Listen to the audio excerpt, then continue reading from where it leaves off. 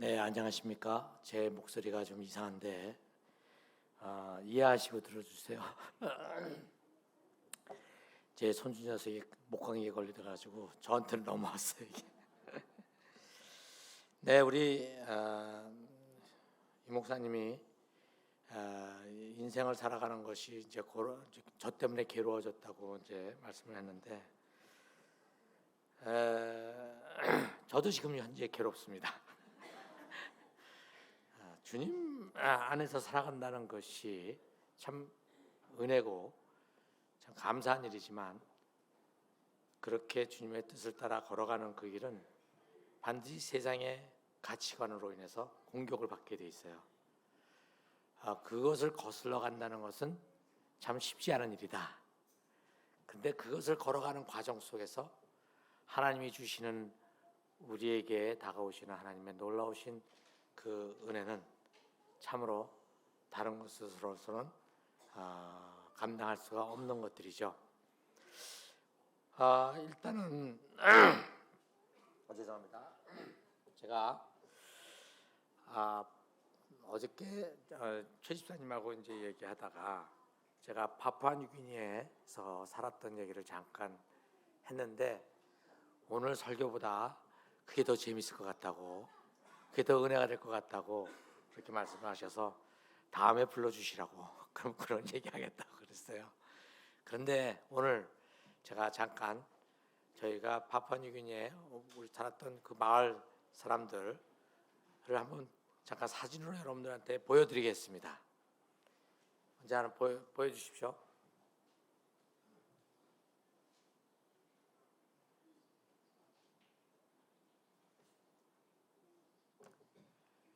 네, 준비가 안 됐답니다.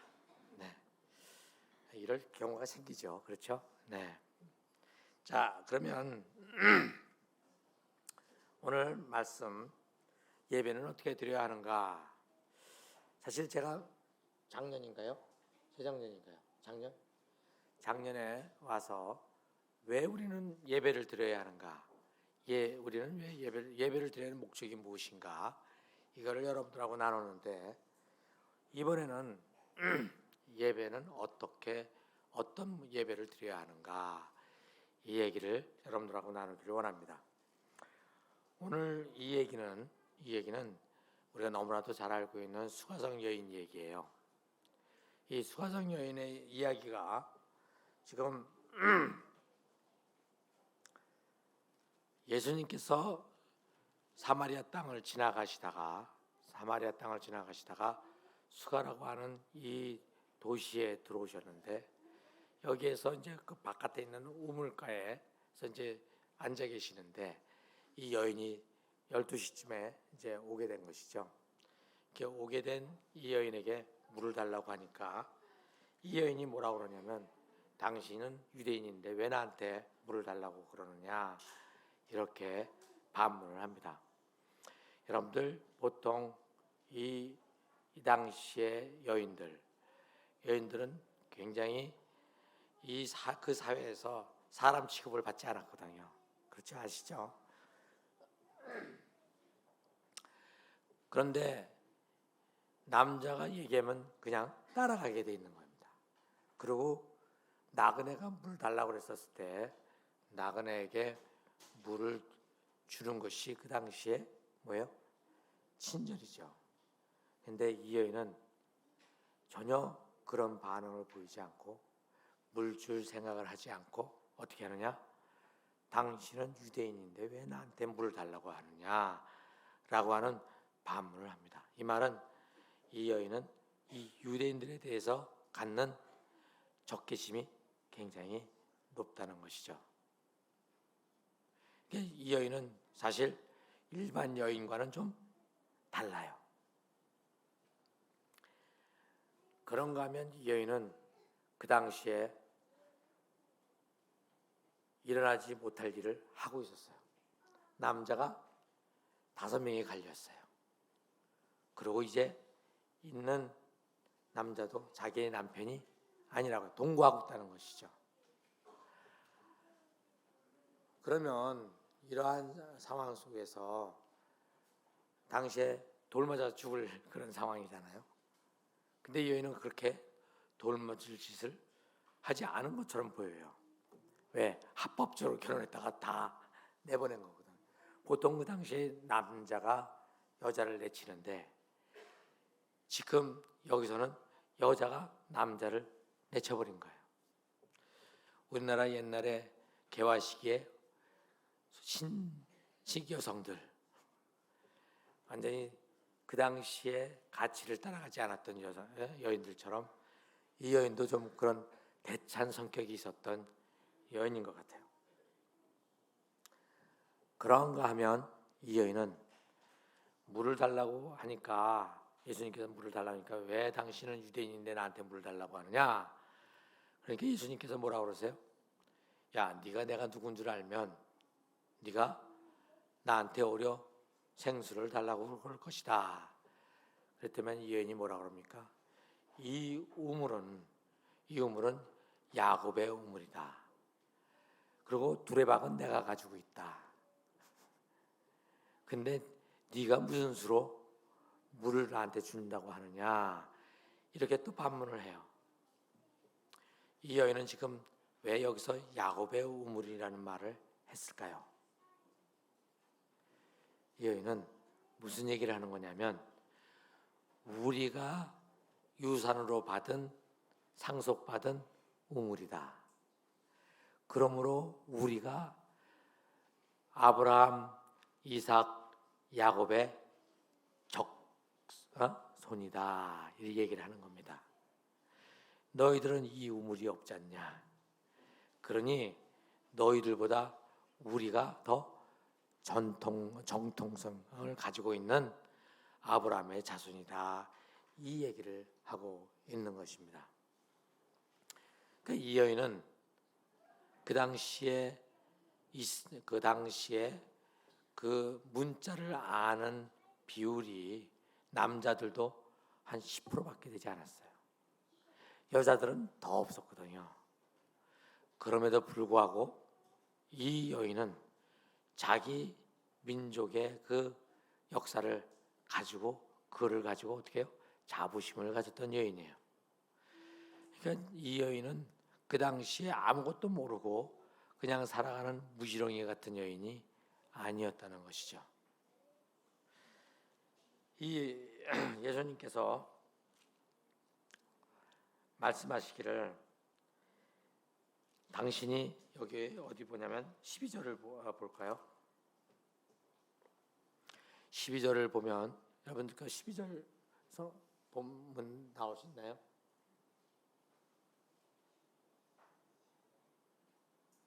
어디? 네, 나왔습니다. 우리 조상 야곱이 이 우물을 우리에게 주셨고 또 여기서 자기와 자기 아들들과 짐승이 다 마셨는데 당신이 야곱보다 큽니까? 이런 말을 하죠, 그렇죠? 예. 지금 유대인이 왔는데 이 유대인이 자기에게 던지는 그 말은 당신이 야곱보다 더 크냐? 그래서 이 우물의 물을 당신이 주겠다고 하는 것이냐라고 또 반문을 하죠. 이것에 대해서 13절에 보면 예수님께서 이렇게 답을 하세요. 이 물을 마시는 사람은 다시 목마를 것이다. 그러나 내가 주는 물을 마시는 사람은 영원히 목마르지 아니할 것이다. 내가 주는 물은 그 사람 속에서 영생에 이르게 하는 샘물이 될 것이다. 지금 예수님께서 이 말씀하시는 이 말씀, 네가 얘기하는 이 야곱의 우물의 물은 사람이 마시면 어떻게 해요? 다시 목말라서 다시 길러 오지만 내가 너에게 주는 물은 전혀 목마르지 않을 물이다.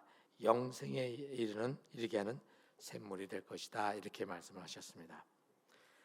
자, 여기서 영생에 이르게 하는 물이라고 하는 말을 듣고 15절에 보면 이 여인은 이렇게 대답해요. 15절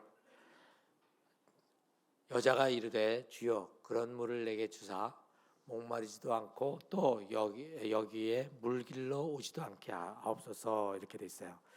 자, 그럼 이 여인은 예수님이 말씀하신 이 물을 실제로 먹는 물로 이해를 한 것일까요? 아니면 예수님이 하신 이 영생의 물을 상징적으로 말씀하신 거로 이해를 했을까요? 네? 네? 예, 여러 가지 말이 나와요 지금요. 이것을 문자적으로 이해를 했다면 이 여인은 다시는 어디로 여기 가서 물을 기를 필요가 없죠. 그렇죠? 근데 이 여인은 물 길러 오는 걸 지겨워한다는 생각밖에 안 드는 거죠. 그죠? 이 여인이 물 길러 오는 것을 지겨워하는 것은 뭐 때문에 지겨워하느냐면 거기까지 물동이를 이고 오는 것이 힘들어서 그런 것이 아니죠. 여자들은 평생 물 깃는 것이 이때는 당연한 것이었어요. 그것이 어려운 것이 아니었죠. 어떤 것이 어려웠어요? 이때 양볕에 와서 물을 길어야 하는 것입니다.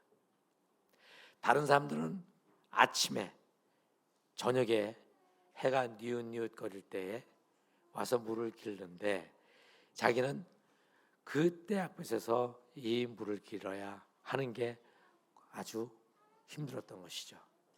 그러면 그때 양볕이 힘들었을까요?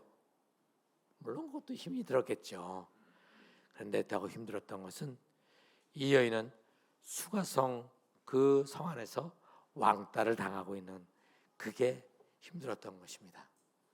아무도 그와 말을 섞으려고 하지 않는 그러한 상태의 여인이 바로 이 여인이에요. 이 여인은 어쩌면 너희들이 나를 왕따시켜? 그럼 내가 너희를 왕따시킬 거야. 아주 단단한 정신력의 소유자였어요. 그럼에도 불구하고 이 여인은 자기가 혼자라고 하는 그 사실이 고통스러웠던 것이죠. 여기서 지금 이 여인이 말하는 내가 여기에 와서 물 길러 여기까지 나오지도 않게 해 주십시오라고 하는 말은 나도 이제 정상적인 삶을 살고 싶습니다 라고 하는 이 메시지를 예수님께 보내고 있는 것입니다. 그러니까 영생에 이르게 하는 물이라는 말을 이해했다는 것이죠. 그렇죠? 네. 그럼 영생에 이르게 하는 물, 영생이라는 것은 무엇을 의미하느냐?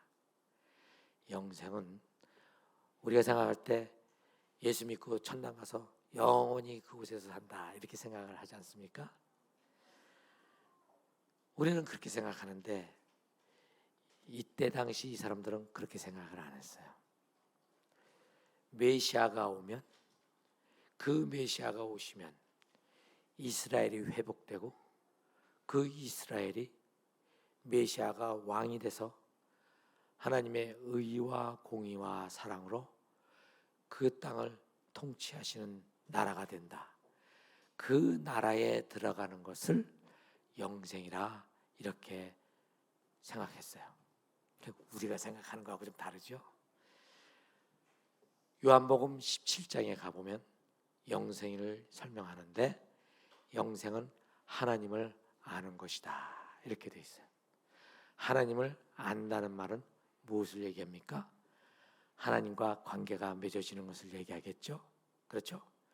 하나님과의 관계가 맺어지는 것은 어떻게 돼야지만 하나님과의 관계가 맺어집니까? 내가 지금까지 살아온 잘못된 것을 회개하고 돌아서서 하나님의 용서를 받을 때에 이만 맺어지는 거잖아요. 그러면 회개라는 것은 무엇을 의미하는 겁니까? 회개가 뭐예요?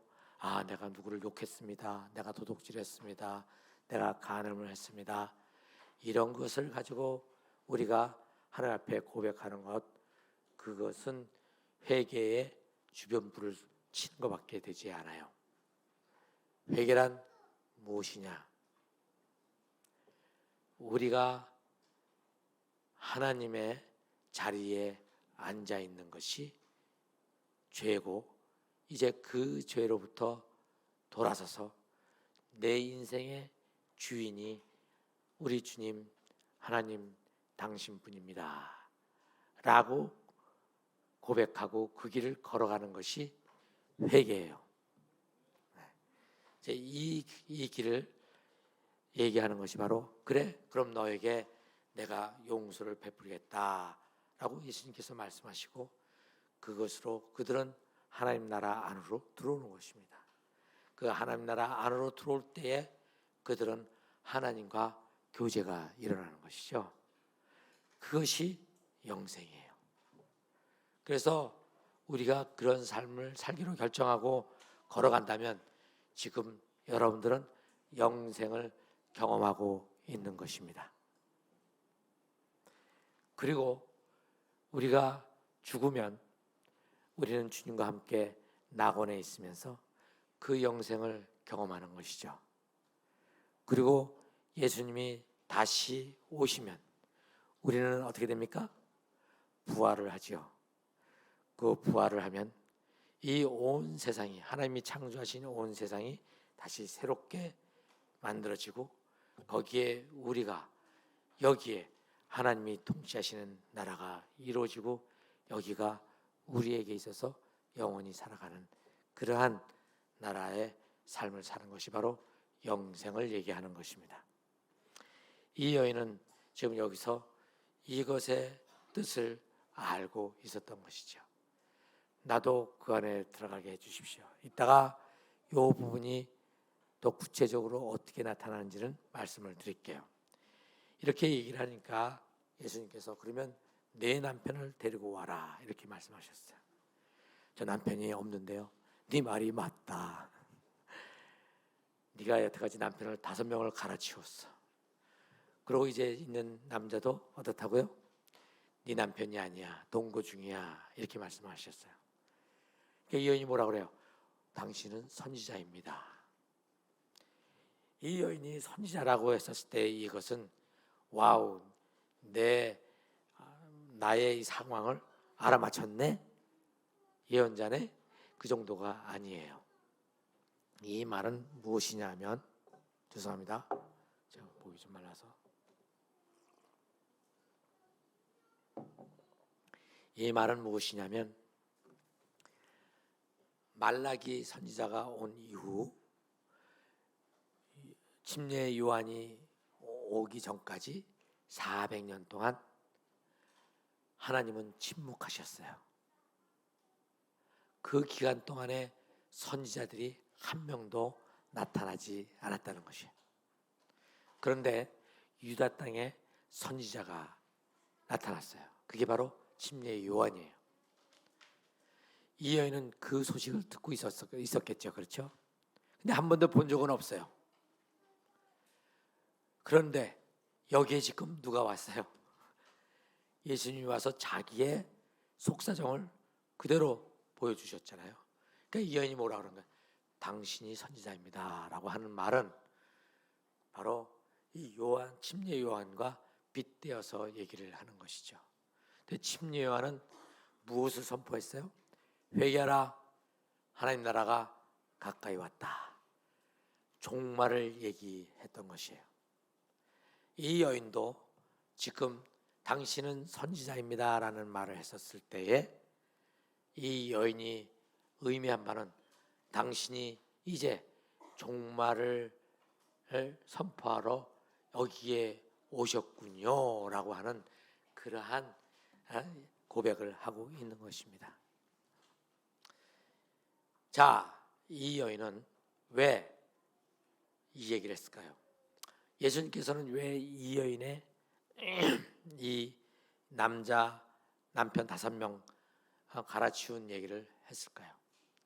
예수님께서는 이 여인이 목마른 여인이라는 사실을 간파하셨던 것이죠. 근데 그 목마름을 무엇으로 해결한 겁니까? 남자를 갈아치우는 거로 해결을 한 것이었어요. 그렇다면 이 여인이 무슨 성적으로 부도덕하다 그 얘기는 아니에요. 이 여인은 이 남자를 통해서 자기의 지금 해결되지 않은 내면에 해결되지 않은 그것을 해결해 보려고 결혼을 했는데 남자한테서 그것을 찾기가 어려웠어요. 그래서 그 남자하고 어떻게 헤어지자고 얘기하고 또 그 다음 이렇게 해서 5명이나 지나간 거예요. 예수님께서는 그 여인에게 지적하시는 것이 무엇이냐면 너의 목마름을 너는 다른 데서 찾고 있었다 이렇게 얘기를 하시는 것이죠. 예수님은 여기서 회개하라 이런 말씀을 하시지 않았어요. 이 여인이 왜 이러한 행동을 했는가, 부적절한 삶을 살았는가에 대한 원인이 너는 목마른 여인이다 라고 하시는 거죠. 예수님은 우리에게 그렇게 다가오십니다. 우리가 저지른 죄를 가지고 너는 끝났어 이 자식아 이러시는 게 아니라 네가 이런 행동을 할 수밖에 없었던 것은 너에게 이런 문제가 있기 때문이야. 이 내면에 있는 이 아픔을, 이 목마름을 해결할 때에 비로소 너의 행동들이, 너의 잘못된 선택들이 해결될 수 있을 것이야. 이렇게 우리에게 다가오시는 분이 바로 예수 그리스도라는 분이시죠. 그런데 이 여인이 지금 이렇게 선지자 얘기를 해놓고 그 다음에 어디로 갑자기 튀어버립니까? 어디서 예배를 드리는 게 진짜 예배입니까? 이제 이거를 보통 설명을 할 때에 자기의 지금 이 문제를 회피하기 위해서 다른 이슈를 끄집어 왔다고 그렇게 보게 됩니다. 저도 그렇게 봤어요. 그런데 이것을 다시 보니까 그게 아니더군요. 이 여인은 자기의 목마름을 해결하기 위해서 남자들도 찾아다녔지만 또 한 가지는 이 사마리아 땅에 그리심산에 사마리아 사람들을 위한 자기들이 세운 성전이 있었어요. 그 성전에 이 여인은 찾아가서 뭐죠? 제사를 드렸던 것이죠. 그 성전에 가서 제사를 지내면 자기가 무엇을 받을 것이라고 생각했냐면 레위기에 보면 생수 얘기가 나오고 있거든요. 그 생수가 무엇을 얘기냐면 죄를 씻어주고 그 더러운 것들을 씻어주시는 것으로 그들은 믿고 있었어요. 근데 그것을 했어도 이 여인은 도무지 자기가 어떻게 해요? 깨끗이 씻어지는 정결함을 갖는 그러한 것이 경험이 되지 않는 것이죠. 그렇다고 이 여인이 예루살렘에 있는 성전에 들어갈 수도 없었어요. 왜냐하면 사마리아 사람들과 그 다음에 유대인들 사람들 사이에 복장이 달랐어요. 제가 아까 아이들 질문 보면 첫 번째 나온 내용이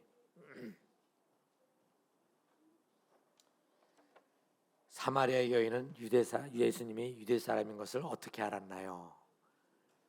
요 질문이 있더라고요. 누가 질문했는지 참 똑똑한 질문을 했어요. 우리 애들이 요래요. 그 당시에 예수님의 복장이 사마리아 사람들하고 복장이 달랐기 때문에 그렇게 된 거죠. 여기 또 하나는 왜 남편을 불러오라고 그랬나요? 제가 설명했죠. 왜 남편이 5이나 있나요? 제가 설명했어요. 예수님이 왜 사마리아인에게 물을 요구하셨나요? 이건 제가 설명을 안 했는데 그건 나중에 얘기해 주세요. 왜 유대인과 사마리아인은 상종하지 않고 사이가 좋지 않은 건가요? 그것도 나중에 더 설명해 주세요. 네, 왜냐하면 제가 여기 설교를 짧게 해야 되지 해주면 여러분들 기뻐할 것 같아서. 자, 이 여인이 엉뚱하게 예배를 가지고 들어온 게 아니라 자기가 사마리아 성전에서 예배를 드려도 자기 속에 풀리는 그 갈증을 해결할 수가 없었던 것이죠. 자기가 깨끗해짐을 경험을 하지 못하는 것이죠. 그런데 유대에 있는 예루살렘에 있는 성전은 가지도 못해요. 근데 이 양반이 선지자야. 이 선지자는 지금 무엇을 선포하는 선지자냐면 메시아를 선포하는 선지자거든요. 그러니까 이분한테 자기가 생각하고 있는 이 궁금했던 것을 던지는 겁니다. 예루살렘에 가서 제가 예배를 드려야지만 제 문제가 해결될 수 있나요? 사마리아 성전에서는 제가 제 문제가 해결이 되지 않습니다. 지금 이 질문을 던진 거예요. 예수님이 뭐라고 하세요? 거기도 아니고 여기도 아니다. 뭐라고 그러세요? 참으로 예비할 때가 오나니, 자, 어디냐면 23절 열어주세요. 아버지께 참되게 예배하는 자들은 영과 진리로 예배할 때가 오나니 곧 잇따라 아버지께서는 자기에게 이렇게 예배하는 자들을 찾으시니라. 다음 절이요. 하나님은 영이시니 예배하는 자가 영과 진리로 예배할지니라. 이 영과 진리로 예배한다, 이게 참 예배다, 이렇게 되어 있지 않습니까? 옛날 번역에는 신령과 진정으로 라고 번역이 됐어요. 그러니까 어떻게 예배 드리냐면 신령하게, 그 다음에 진정으로, 그렇게 예배 드리는 것이라고 생각한 거죠. 다 예배가 누구에게로 몰려져요? 내가 어떻게 예배하느냐에 따라서 하나님이 좋아하느냐 싫어하느냐가 된다고 그렇게 해석을 하게 만들어버렸어요. 그런데 이제 새롭게 번역된 데서는 영과 진리로 예배드린다. 그럼 영은 성령일 것 같고 진리는 말씀일 것 같은데 어떻게 드리는 것이 맞는 건가? 또 이렇게 생각이 들지 않습니까? 그런데 영과 진리가 과연 무엇을 의미하느냐를 먼저 우리가 살펴볼 때 3장 34절을 올려주세요. 하나님이 보내신 이는 하나님의 말씀을 하나니 이는 하나님이 성령을 한량없이 주심이라. 여기서 하나님이 보내신 이는 예수님을 얘기하는 거예요. 그렇죠? 이 예수님은 무엇을 가지고 있느냐면 하나님의 말씀, 진리를 가지고 있고, 그 다음에 그분에게는 누가 있어요? 성령이 있다, 이렇게 말씀하고 있어요. 그래서 오늘 여기에서 드리는 영과 진리로 예배를 드린다 하면 예수 그리스도가 중심이어야 된다는 것을 얘기하는 거예요. 우리가 예수 그리스도와 아무런 관계가 없이 예배 드린다고 할 수가 없는 것이죠. 그렇죠? 예배는 그리스도 예수가 우리의 주인됨을 고백하는 그 자리에서 비로소 가능하게 된다는 것을 얘기하고 있는 것입니다. 그러면 이 영과 진리, 예수님과 함께 드려지는 예배, 영과 진리로 함께 드려지는 예배는 어떻게 드리는 것이, 어떻게 하는 것이 영과 진리로 드려지는 걸까요? 성경 공부 열심히 하고 이렇게 하면 되는 걸까요? 로마서 12장 1절과 2절을 보도록 하겠습니다. 로마서 12장 1절과 2절은 그러므로 형제들아 내가 하나님의 모든 자비하심으로 너희를 권하노니 너희 몸을 하나님이 기뻐하시는 거룩한 산 제물로 드려라. 이는 너희가 드릴 영적 예배니라. 너희는 이 세대를 본받지 말고 오직 마음을 새롭게 함으로 변화를 받아 하나님이 선하시고 기뻐하시고 온전한 뜻이 무엇인지 분별하도록 하라. 이렇게 되어 있어요.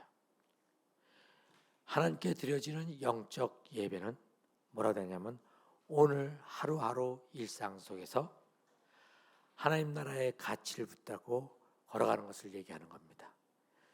이제 이 교회가 계속해서 이거를 가지고 아주 그냥 귀가 아플 정도로 얘기를 듣고 앞으로도 계속 들어야 되는 것이에요. 일상에서 그렇게 살아내는 삶을 살 때에 비로소 우리가 이 자리에 와서 예배를 드림으로 우리는 어떤 예배를 드리냐면 산 예배를 드리게 되는 것이에요. 그리스도가 우리의 주인 되시는 고백을 우리의 가슴에 품고 우리가 예배를 드리게 되는 것이죠. 마지막으로 이 여인은 어디로 돌아갑니까? 자기 성으로 돌아가죠. 돌아가서 여기서 이 여인이 뭐라 그래요? 그런 날이 오려면 메시아가 와야지만 됩니다. 그러니까 예수님이 뭐래요? 내가 바로 그다 이렇게 얘기를 하시죠. 그렇게 말씀을 하신단 말이에요. 그러니까 이 여인이 저 즉시로 들어가서 여러분들 내가 메시아를 만났습니다. 그가 내가 어떤 여인인지를 다 알고 있습니다. 이렇게 얘기를 했어요. 여러분들이 여러분들 자신들에 대해서 얘기를 할 때에 다른 사람들이 에이 그러겠어. 그러면은 나는 다른 사람들한테 대해서 굉장히 솔직하다고 생각을 해요. 그런데 나는 그런 사람이야 그랬을 때 다른 사람이 맞아 너는 그런 사람이야 그러면 굉장히 기분 나쁠 거예요. 그렇죠? 내가 그렇게 있으면 뭔가 그렇지 않아 이렇게 해주기를 기대하는데 자기가 그렇게 얘기했는데 맞아 너는 그런 사람이야 그러면 굉장히 기분 나쁘다고요. 이 소그룹에서 그런 얘기 나누다가 시험 받는 사람들도 있어요. 이 여인은 지금 너희들은 나를 그렇게 생각했지만 나는 너희들이 그렇게 생각하는 사람이 아니야 라면서 살아왔어요. 근데 지금 이 여인은 지금 뭐라고 그러냐면 그 동네 사람들한테 내가 그런 사람인 것을 아시잖아요. 근데 저 양반이 나를 그렇게 얘기하고 있어요 라고 자기의 그 모습을 그대로 동네 사람들한테 인정하고 있는 그러한 모습이에요. 이 여인은 자기가 회개한 그 모습을 그냥 무릎 꿇고 저는 이 짓이 됐습니다. 저도 됐습니다라고 한 게 아니라 누구한테 가서 했어요? 자기가 사는 마을 사람들한테 자기의 것을 고백했어요. 마을 사람들이 그 얘기를 듣고 우르르 몰려 나와서 예수님을 모셔갑니다. 그리고 거기서 며칠을 지내면서 예수님의 얘기를 들어요. 듣고 난 다음에 예수님이 떠날 쯤 됐을 때에 이 마을 사람들이 뭐라고 그러느냐면 네가 이 양반에 대해서 얘기한 것 때문에 내가 이분을 믿는 게 아니라 이제는 어떻게 이분이 얘기한 그것을 받고 우리가 이분을 메시아로 믿게 되었다 이렇게 얘기를 합니다. 자, 첫 번째 뭐예요? 너 때문에 우리가 이분을 알게 되었다 이렇게 얘기를 하는 것이죠. 이것을 통해서 이 여인은 드디어 이 수가성 마을 공동체 안에 일원이 된 거예요.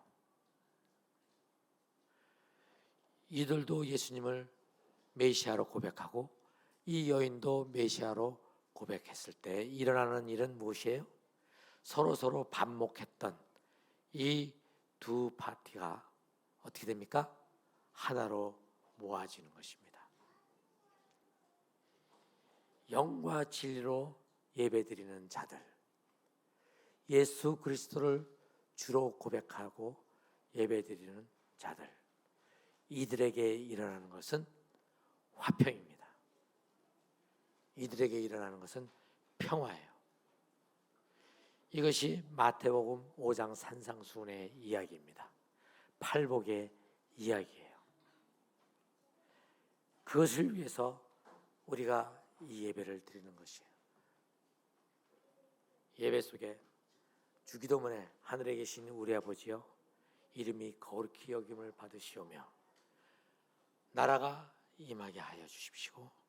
하나님의 뜻이 하늘에서 이루어진 것 같이 이 땅에서도 이루어지게 하여 주십시오. 하나님의 나라가 이 땅에 임하게, 천국이 저 위에만 있는 것이 아니라 현재 이 땅에 임하게 해달라 하셨어요. 그리고 그것을 위해서 예수님은 십자가에 못 박혀 죽으셨고 그리고 부활하셨고 그것으로 인해서 저 하늘에 있는 천국이 드디어 이 땅에 존재하고 지금도 우리는 그것 때문에 여기에 있는 것입니다. 그리고 뜻이 하늘에서 이루어진 것처럼, 아버지 뜻이 하늘에서 이루어진 것처럼 이 땅에서 이루어지게 하여 주십시오. 누구를 통해서? 누구를 통해서요? 바로 여러분들을 통해서. 하늘에 계신 우리 아버지요, 하나님을 아버지로 고백한 우리들을 통해서 아버지의 뜻이 하늘에 이루어진 것처럼 이 땅에서도 이루어지게 하여 주십시오. 그게 이 교회의 사명이에요. 그것이 이루어지면 가는 것이 바로 예배라는 것입니다. 그래서 예배 보러 가는 게 아니에요. 예배 보러 가는 건 뭡니까? 여기서 하는 모든 걸 이렇게 잘한다, 잘해. 그게 예배 보는 거예요. 예배를 드린다 하면 그렇게 하나님이 여기 이 땅에 여기 이 자리에 임하여 주시고 아버지의 뜻을 우리가 알고 이제 우리가 나가서 그렇게 살아가게 해 주십시오. 이게 매주 그것을 하는 것이죠. 맨날 똑같아서 지겹다, 그런 말이 나올 수가 없어요. 왜? 매일매일 우리는 그렇게 살아가는 삶을 연습해 가기 때문에 지루하고 지겨운 게 아니에요. 그래서 이제 앞으로 우리 동네 제일교회 성도 여러분들은 예배 드린다 하면 진리와 영으로 매일매일을 그렇게 사는 것을 연습하고 그 연습한 것 사람들이 여기에 모여서 서로를 다시 한번 확인해보고 나만 그렇게 살아가는 게 아니라 여기에 이렇게 함께 살아가는구나. 그래서 우리가 혼자서 그렇게 살아가면 고통스러운데 함께 그 길을 살아가니까 서로 격려해주고 기도해주고 어떤 때는 잡을 잃어버려 그런 것 때문에 잡을 잃어버렸을 때 그 잡을 다시 찾아주고 교회가 같이 헌금으로 그것을 갖다가 어떻게 해요? 도와주고 그래서 서로 사랑의 이 가족이 되어가는 것이 바로 예배 드리는 자들의 모습이다. 이렇게 여러분들이 기억해 주셨으면 좋겠습니다.